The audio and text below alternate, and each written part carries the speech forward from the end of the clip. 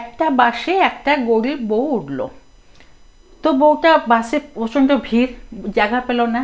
তো তবু যখন সিট পেলো তখন সে বসে পড়লো। ক্লান্ত ছিল, গরিবও ছিল। এরপর সে দেখে একটা গর্ভবতী বউ দাঁড়িয়ে আছে। তখন সে কী করলো, নিজের সিটটা তাকে ছেড়ে দিল। গর্ভবতী বউয়ের যখন স্টপেজ এলো তখন সে নেমে পড়লো। তারপরে সে নিজের সিটে বসলো। এরপর দেখে একটা বয়স্ক বুড়ো মানুষ দাঁড়িয়ে আছে, তাকেও সে সিট ছাড়লো। সে যখন তার জায়গায় এলো সে নেমে গেল। তারপরে দেখে একটা বাচ্চা মেয়ে দাঁড়িয়ে আছে, তো তাকেও সে সিট ছেড়ে দিল। এইভাবে করে পুরোটা রাস্তা সে নিজে দাঁড়িয়ে কাউকে না কাউকে সিট দিয়ে দিয়ে নিজে পুরোটা রাস্তা দাঁড়িয়ে দাঁড়িয়ে এলো। যখন তার স্টপেজ এলো, সে নামতে গেল, তখন একজন জিজ্ঞাসা করলো, তুমি এমনটা কেন করলে?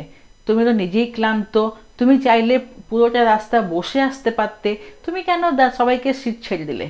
তখন সে বড় বিনম্র হয়ে বলল, আমি খুব গরিব, আমি কাউকে দান করতে পারি না, কিন্তু যখন আমার দ্বারা হয় এই সব নিজের নিজের কষ্টটা নিজে নিয়ে নিজে কষ্ট করলে কাউকে আমি কিছু দিতে পারি, সেটাই আমার জন্য আমি সুখ পাই এতে, আর সেটাই আমার জন্য হয় দান।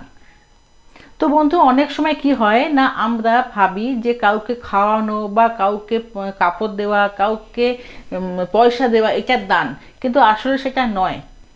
যার কাছে আছে সে তো অবশ্যই দান করতে পারো, কিন্তু যার কাছে তেমন কিছু নেই, কাউকে তুমি মন খুলে হাসিও দিলে সেটাও একরকম দান, সেটা একটা রক্তদানের সঙ্গে সমান হবে।